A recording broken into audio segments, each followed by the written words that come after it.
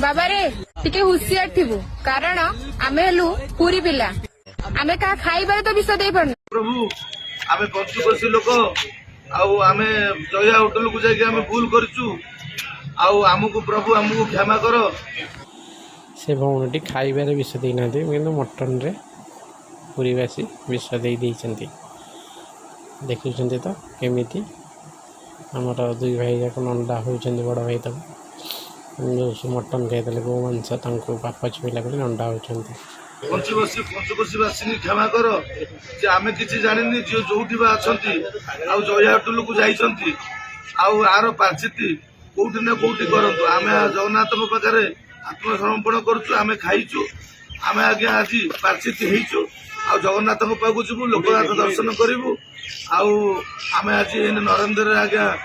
नंडालु कालेन्द्रेश्वर पाखरे आउ जय जगन्नाथ भीतर किसी कथा ना अमुद पर बोला भाई कहते एत चर्बी से आने कौटू आउ समस्ते जो फैमिली जो मैंने कस्टमर जाते समस्ते कहते आमको चर्बी दिए तेणुक चर्बी से एत प्रचुर भाव में आने कौटू समस्त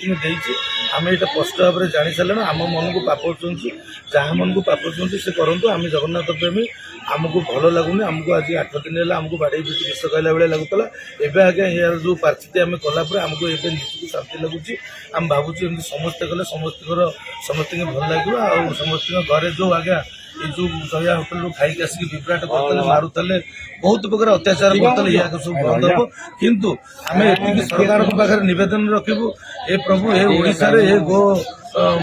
मांस केमिति हटू आर पुनर्बार केमिति जमी कौन क्षेत्र में कौ मैंने जमी न देखु आर तुरंत कार्यानुष्ठान आम जगन्नाथ अच्छा आम समस्ते दोषी हेलु आम क्षमा प्रार्थना करूँ जय जगन्नाथ प्रभु आमको मुक्ति कर जय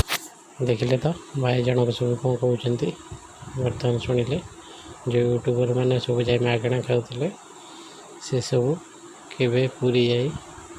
सुधिक्रिया होती लंडा होती आगामी वीडियो देखा